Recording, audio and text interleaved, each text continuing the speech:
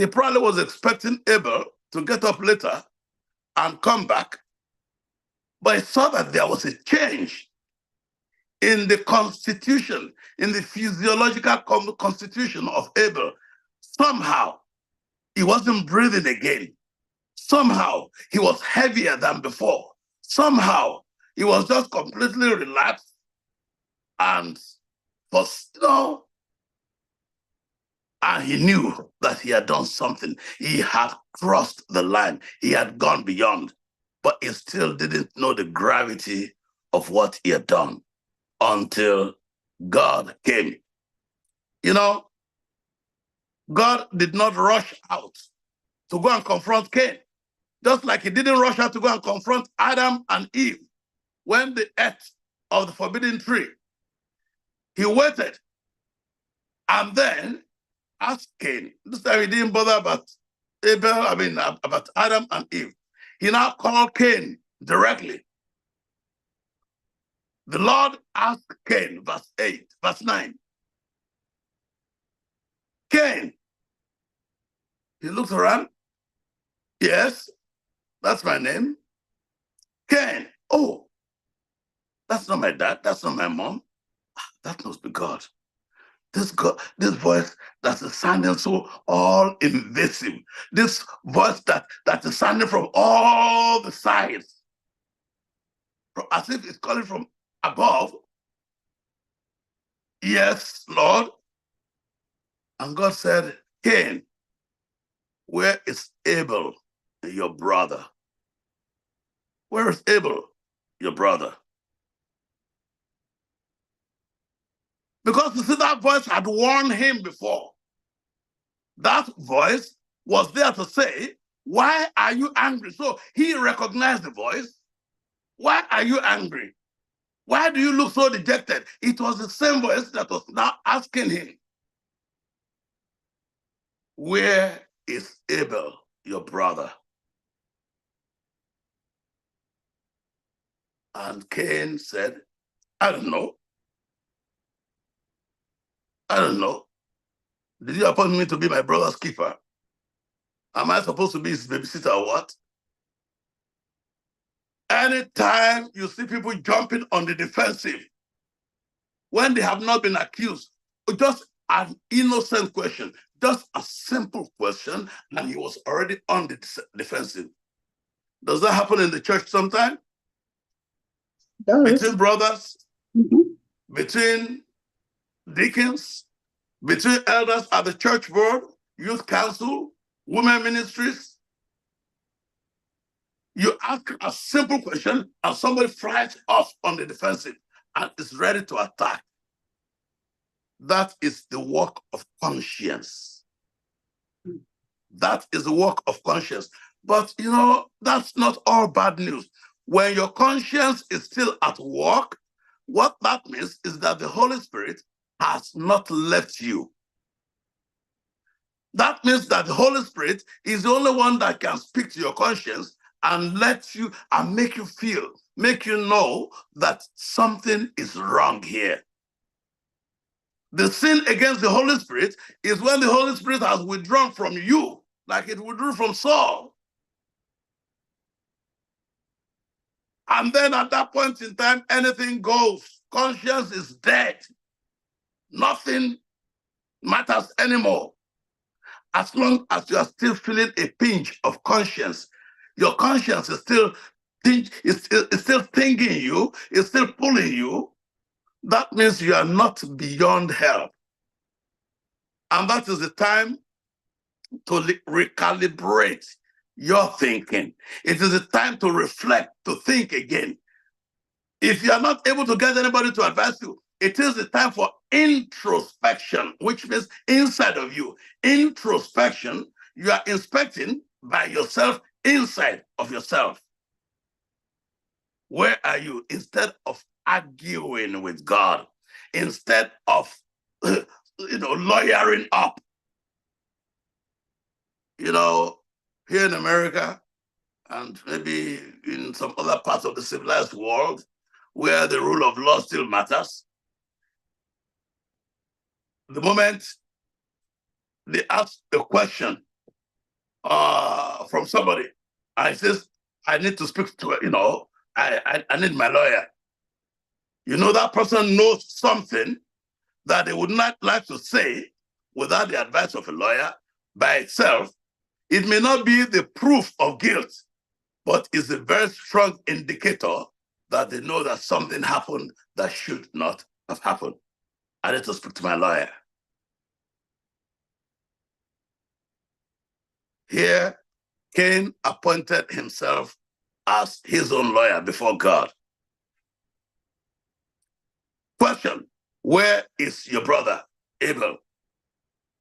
First answer, I don't know.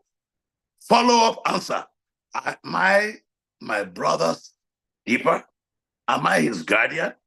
Is he a minor? Did you give me an assignment to watch over him? But because he knew the question, he had been warned, sin is lying at your door. It wants to enter your heart. Because you're already thinking things in your head that you're not supposed to be thinking. Anytime when your conscience is telling you, please don't do this, please don't do this. Sin is lying at your door. And its desire is to master you. It is to capture you. But you must overcome it. That's what the Lord is telling us today. Then, when he finished asking God, God says, where is your brother? I says, am I my brother's keeper? So God now followed up with a question. Cain, what have you done? What have you done? Listen up. Your brother's blood cries out to me from the ground. Did you know that blood would actually talk? That blood of the innocent man that you sent to his death by the lie you told against him, that blood can still talk to God. We may not be able to hear the voice of what that blood is saying, but that blood is talking to its maker. And that's why, directly or indirectly, my brother, my sister, don't conspire against anybody because you don't know where it will lead. Yesterday's interrogation by Adam was a threefold interrogation. The where are you that came up yesterday was actually the foundation question that brought two rider questions. It was first, where are you? Answer, I cannot tell you where I am because I'm hiding. I'm hiding because I'm naked. So God fired the second question. Who told you? See, where are you? Answer, who told you? What was Adam's answer? Silence.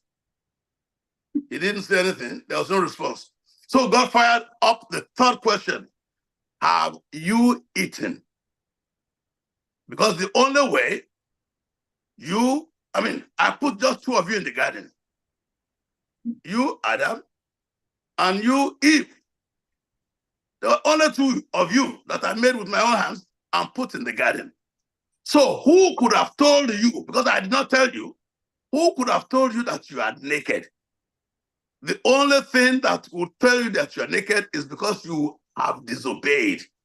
And my glory, I've noticed that my glory returned to me because you are no longer covered by my glory. So have you eaten off the fruit that I told you not to eat?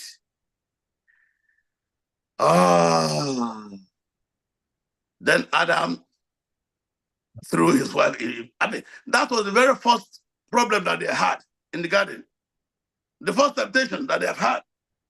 And immediately he threw his wife under the bus. What I want to advise you, in fact, when I got married, I was about to get married, I called my girlfriend, my wife, and I said, girl, there are three rules that I want to make here. If I'm going wrong, never spare to let me know, regardless of what I say. Number two,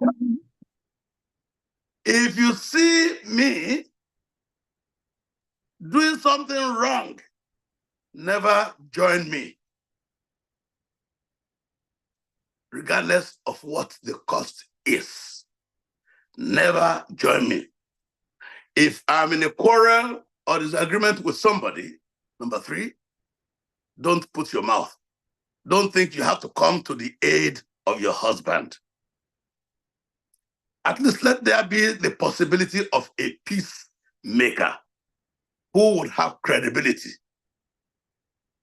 Because when all of us jump in and we begin to fight and, then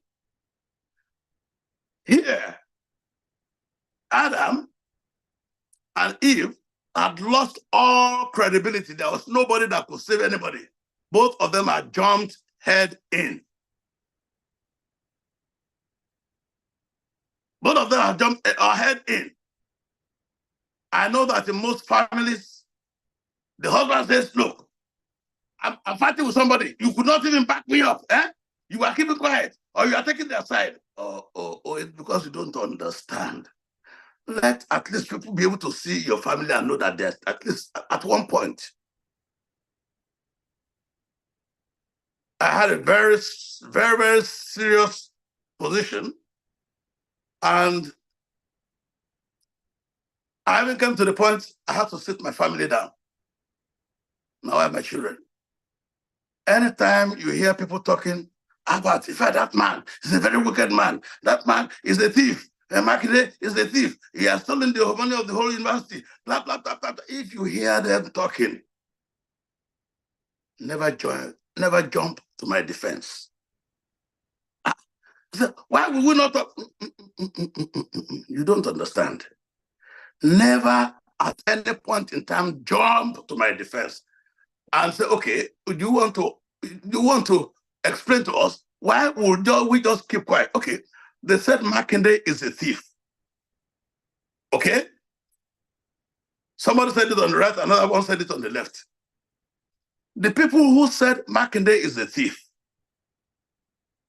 did they say it because they love me or because they don't like me? I said, if they love you, they would not say that. Okay. So both of us were agreed on that fact. Second fact, if people don't like me, you're fighting them. Is it going to change their opinion when they know that you are the wife of the thief or the daughter or the person or the son of the person there? They said no. So if you know it's not going to change their opinion, what do you intend to achieve by your quarrel, by your disagreement? If they say Makinde is the thief, it's either he is guilty and he's a thief or he's not. If he's guilty of being a thief and you get up and you begin to defend a thief, you have just become a conspirator, a co-conspirator, and instead of there being one guilty person, at least if one person is not going to make it to heaven, the rest of you should be able to go. Don't let the entire family perish in hellfire. So if he's a thief, then talk to your husband, talk to your father, that, hey, look, this thing you are doing, you are bringing disgrace on the family. But all you just do is look for the evidence and confront me. But in case I'm not a thief, the fact that they say I'm a thief, does that change the fact that I'm not a thief? They said, no, it doesn't change it. So if it does not change it, why would you fight? They say he's a thief, and there's no evidence, no proof, but they're saying it. It doesn't make me a thief. So just leave me, let office be office, let house be house. So my family developed a mantra. They developed so every time I went to say, that's VC, he's a thief, blah, blah, blah, blah. My wife said, that's the problem I have with the man. all the monies that he's stealing. In fact, he has not brought any to the house. So I beg, if you people have evidence, just help me, show me so that I can go and confront him. I need him to bring some of this money to the house because we are not seeing anything. It will become, now the people that are saying it become so ashamed because now they know that this woman has had. Adam did not leave any, there was no wiggle room at all. Eve, all of them jumped in. So the 3-4 question has come to their son now. So Cain, we hear today God interrogating Cain, and it's still the same 3-step questioning. 3-step questioning. God was asking Cain to give an account of his stewardship actions as regards his brother, the same way as you and I are being called upon to account for all our interactions, our transactions, our actions, interactions, and transactions with our fellow men, those who are close to us, with the members of your family, with your neighbors, with your colleagues, with your friends, with your associates. You have to give an account for every action, every transaction, every interaction with each one. It does not matter whether I know you or I don't know you. I need to be myself and make sure that I can maintain a level of action, transaction, and interaction that I will be able to defend before the one who will call me to account. What are the 3 questions? Yesterday for Adam and Eve, where are you? Who told you? Have you eaten? Today for Cain, it was, what? Why are you so angry and dejected? God hurried to go and start warning him. He had warned Adam and Eve, do not eat of the tree. The day you eat, you will die. But they went and ate. But for Cain now, he saw that Cain was already building up, the emotion was building up, and he did not understand the way he was feeling. God had to go and warn him, why are you so angry and why are you dejected? Because God saw that when Cain's sacrifice was not accepted, he became frustrated. He became dejected. He became angry. And he began to have a bitter feeling, bitter emotion against his brother whose sacrifice was accepted. My dear brother, if people hate you, it's not necessarily because of something that you have done wrong. Sometimes it could be because of what you have done right. So if you have done something right, and then people hate you because of that, and that's what many of us, we want popularity. We want to be accepted. We want everybody to fawn over us. So people are doing something wrong, and instead of standing by what we know, we would rather join the majority to do evil or an appearance of evil. I want to warn you, though. That's what the Lord is calling my attention to, that I need to call your attention today. Each time you stand for the right, you risk to become an Abel. Because around you, there are several Cains who are not happy that you're standing for the right. And there might be a price to pay. God is asking, why are you so angry? And why are you dejected? That's before he committed. Then after he committed and killed, God now asked him, Cain, where is your brother? Was God asking again the location of Abel? No. God saw exactly what happened.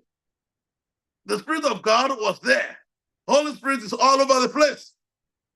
The Holy Spirit was moving over the surface of the waters when the earth had not been moved, had not been created.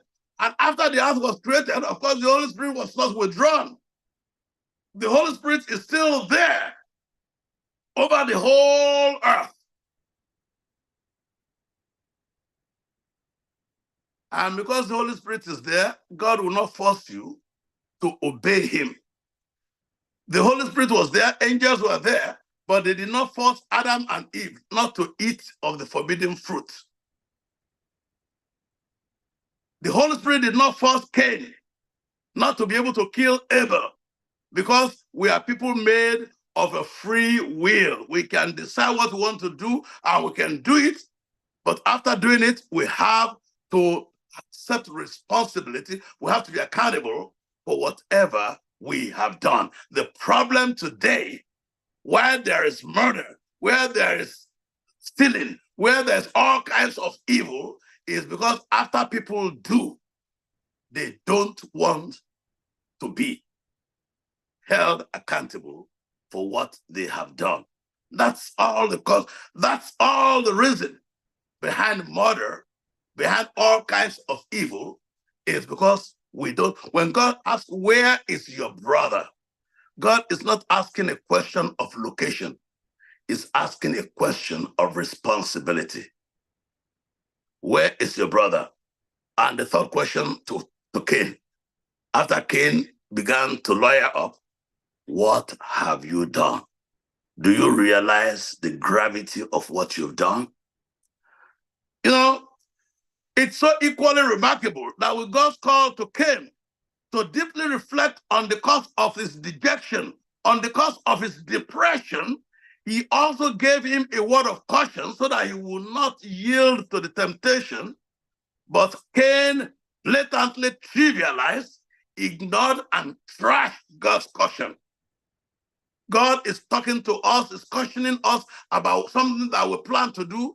The moment the thought comes into your mind, God is already telling you, no, don't do it. Don't open that page. Don't do that thing. Don't buy this. Don't give that. Don't say this. God called him to caution, but he trashed the caution. Just like fire does not burn in an airless atmosphere without oxygen, sin cannot operate, it cannot explode in an atmosphere where already there is no reflection, where there is no temptation. That is the fuel that helps the combustion engine of sin. When you read James 1, James chapter 1, verse 12 to 17, it says, God blesses those who patiently endure testing and temptation, and afterwards they will receive the crown of life that God has promised to those who love him. And remember, when you are being tempted, do not say, God is tempting me, because God is never tempted to do wrong, and God never tempts anybody. Temptations come, verse 14, from our own desires, which entice us and drag us away. These desires give birth to sinful actions, and when sin is allowed to grow, it gives birth to death. You already know the end result. You shall surely die. It did not say you shall immediately die. You shall ultimately, surely, you shall ultimately die, because you have already lost that power of eternity, that power of immortality. So it is not the day the candle is lit that it burns out. It burns out gradually as the wax melts. When sin is allowed to grow, it gives birth to death. Sin struck in the Garden of Eden. If it had been confessed immediately and not allowed to grow, sin would have died in that garden. And there would have been no flood. There would have been no temptation. There would have been no murder. There would have been all of what we're having today. There would have been even maybe no cross. If Adam had killed sin dead in his tracks. I'm still repeating that, because in your own family, you need to kill sin dead in its tracks by whatever means. The Holy Spirit is there to help you. Do not allow the gestation of sin. Do not allow the incubation of sin. Do not allow the maturation of sin by providing the oxygen that it needs, like sugar and cancer. The moment you have sugar You have all the what is the ingredients, the nutrients that it needs. It feeds and it metastasizes, and it just it grows and it expands. It invades the whole space. So don't be misled by their brothers and sisters. Verse 16 says, whatever is good and perfect gift is a gift from God down to us, our Father, who created all life and heavens. He never changes, and there is no shadow of turning with him. It is important to know that, yes, your spiritual birth may be ignited when you are baptized, when you are converted. But because you have to travel through the wilderness of life, you are not always in the temple. Even when you go to the temple, the devil can still carry you to the topmost part of the temple and ask you to jump.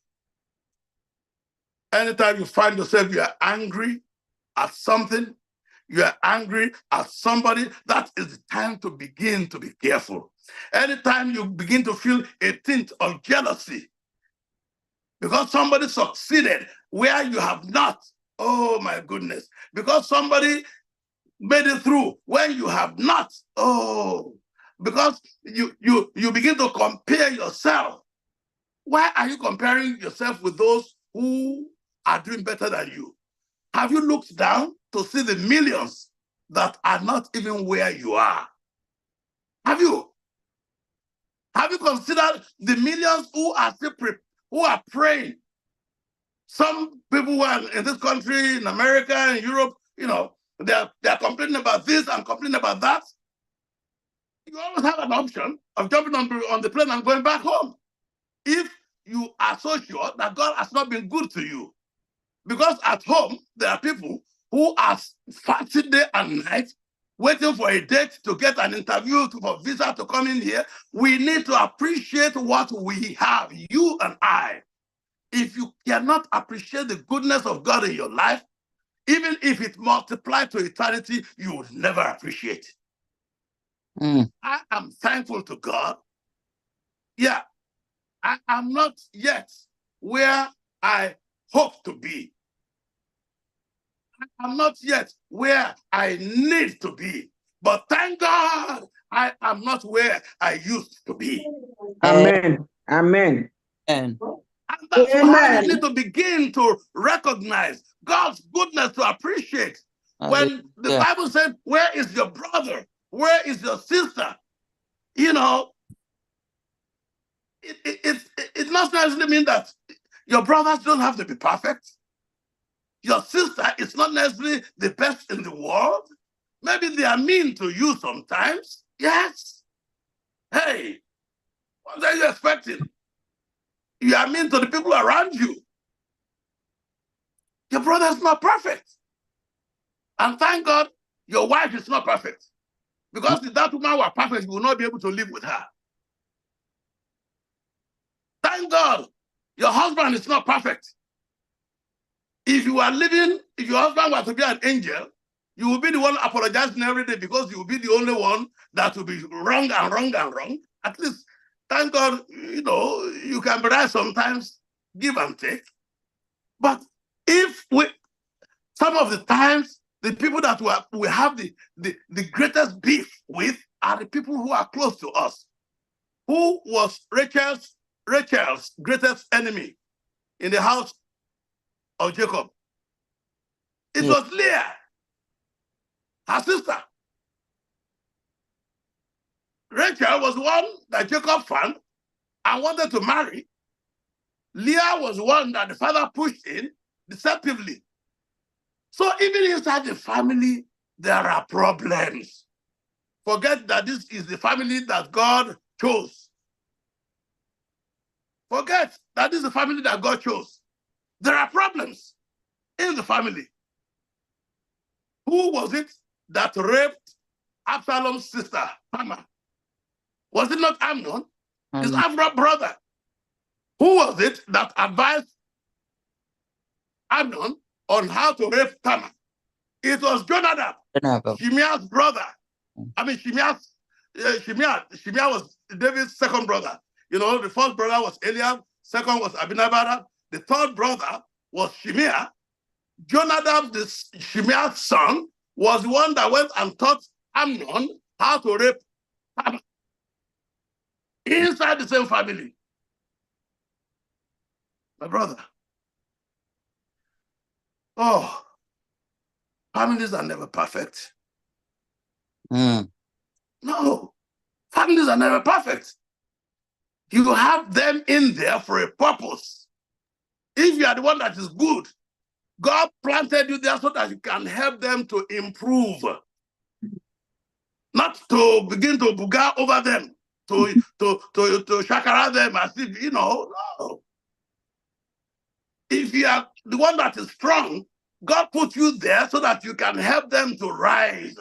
If you are the one that is good, God put you there so that you can also spread that goodness around.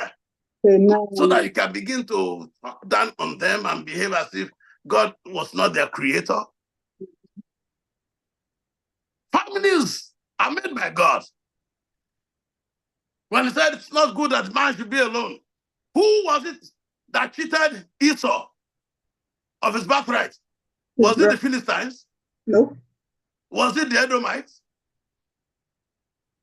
It was his brother, Jacob. Who was it that taught him what to do? A mom. It was his mother, Rebecca. Lord have mercy. And they deceived the father, Isaac, because his eyes could not see. Why are you comparing your family and you expect everybody to be nice, everybody to be wise, everybody to be right? Well, no, this is, I mean, that's the beginning of madness. Let us be wise. Let us be humble. Let's wash our eyes clean. God planted you in that family for a purpose, and if you fail that purpose, He's still going to ask you an account of what you did with the assignment He gave you in that family. If any member of that family goes to hell and you did not you did not deploy the gift, why God put you in there as a salt in the earth? All you're just doing is criticizing, condemning. Then your salt has lost its savor. Mercy. My dear brother, where is your brother? Sister, where is your brother? All these things are not written in the Bible, they are not storybook times. It is lessons for us so that you and I can learn, those of us on whom the end of the earth has come. If your brother is messing up, it's not allowing you any room. Maybe the moment you put your mouth, he gets offended, she gets offended. Oh, you're not going to kill yourself because of your brother or because of your sister. Get back inside the corner of your room, pray for them. Amen. Pray for them. Amen. What you cannot do, the Holy Spirit can do. And when the Holy Spirit cannot reach them again, you have done your part. Amen. Because they're not Jesus. You cannot save everybody. Even Jesus came and died. Did he save everybody? No. No. So you need to do your own part. Not everything is negative. There are some brothers that are fantastic. There are some brothers that are good. They help you in the time of need. Some others maybe not. Sometimes, look at the family of David. 8 sons. David was number last. And yet, that number last was the one that carried the glory of the family. And God used him to bless the entire family, to bless the entire nation, and to bless the world. It is not by height. It is not by seniority. Sometimes the one that is senior, that is the most senior in the family, is not the richest. It's not the well-read. It's not the highest qualified. But that role that is there is to actually provide an umbrella. Play your role. Don't do a role that God has not given to you to play. Cain wanted to be the one that will be the senior, that will be also the wisest, that will be the one that is acceptable. And then when that did not happen, he became dejected, he became depressed, and then he ended up killing his brother. Mercy. Where is your brother? It's not a question of location. God can see your brother where he is. God knows exactly where you are.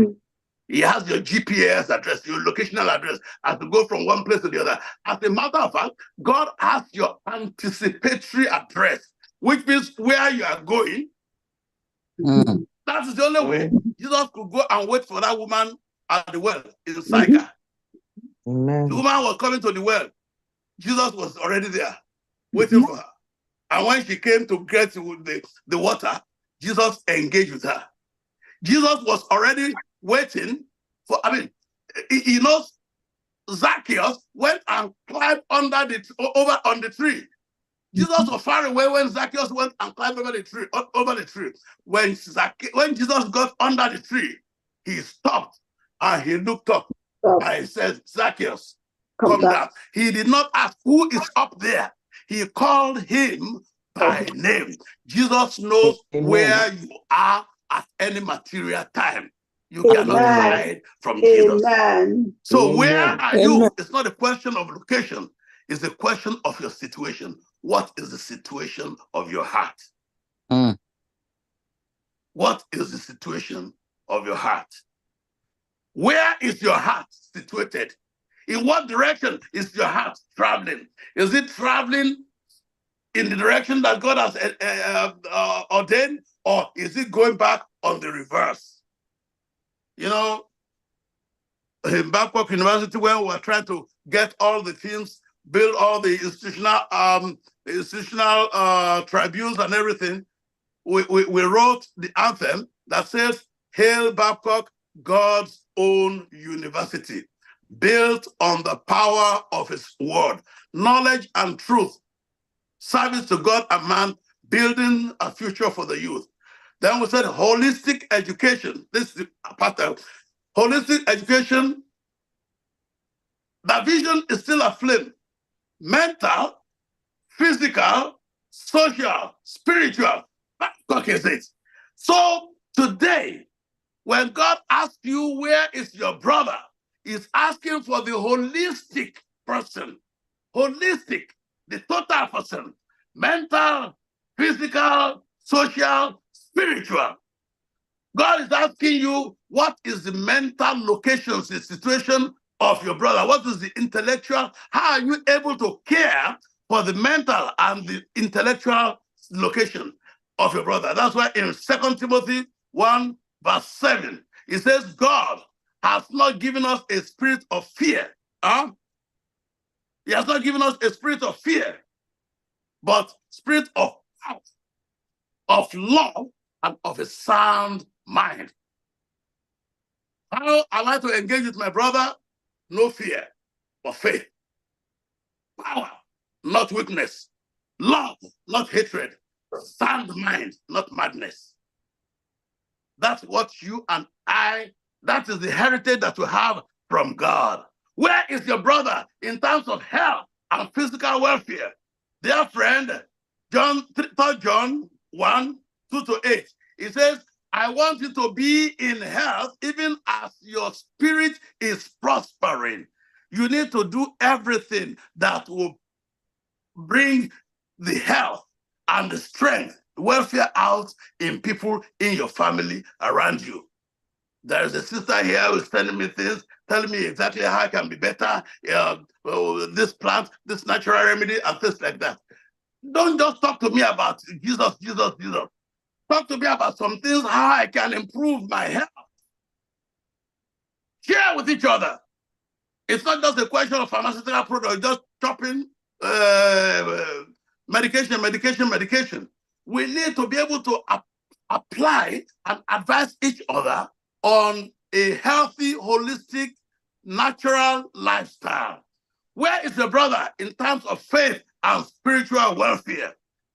1 John 5:16 says, if you see a fellow believer sinning in a way that does not lead to death, pray for them. And God will give you that person's life. Because there are some sins that do not lead to death. There are some others that are deadly. Luke 17, verse 1, One day Jesus said to his disciples, there will always be temptations to sin. There will always be temptations to sin. But woe unto the person through whom that temptation catches other people. If you become an instrument in the hands of the devil to lead those around you to sin, it's better that you had never been born. When you did read verse 4, they said, but God, this is very terrible.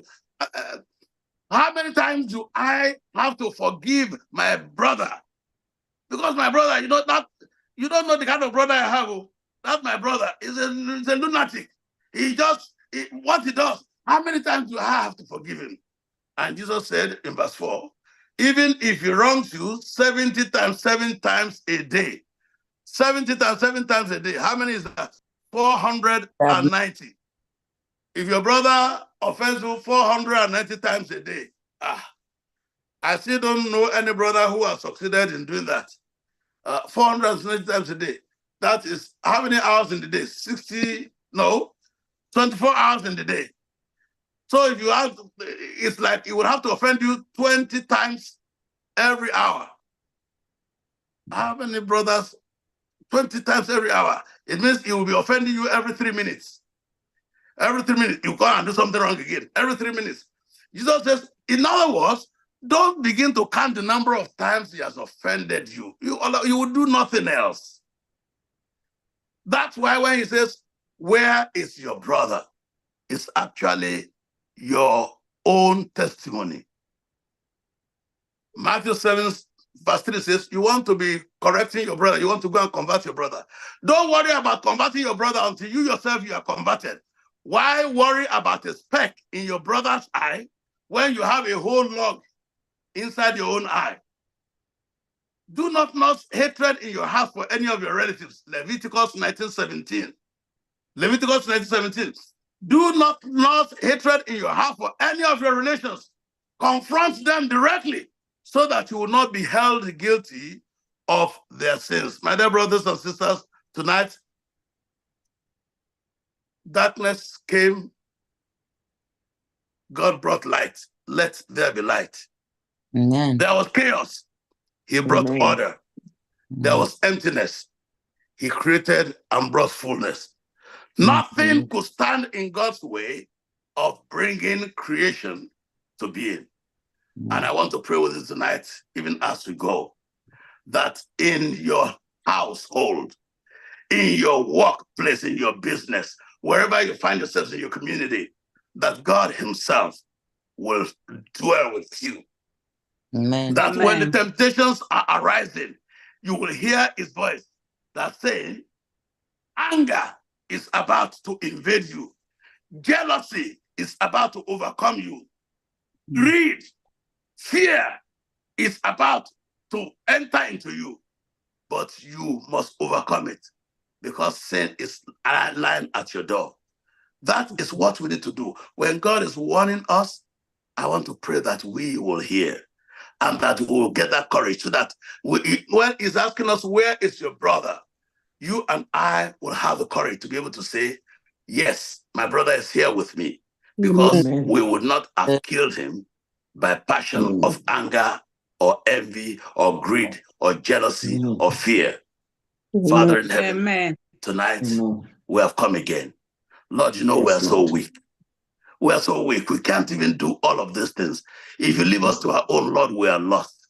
And that's why tonight, Lord, we are just falling on the grace. On the grace of Jesus. That even those people who are nailing him to the cross, he looked at them as the nails were going in. He was still able to say, Father, forgive them because they don't know what they are doing. Oh Lord, our God, as we cross the wilderness of this life, every temptation and trial that will come by our way, Lord, may you give us that grace to be able to overcome. Let your Holy Spirit occupy us inside and outside, so that, Lord, we will be accountable for our brothers and sisters, will be the energy that they need to be able to overcome their temptations.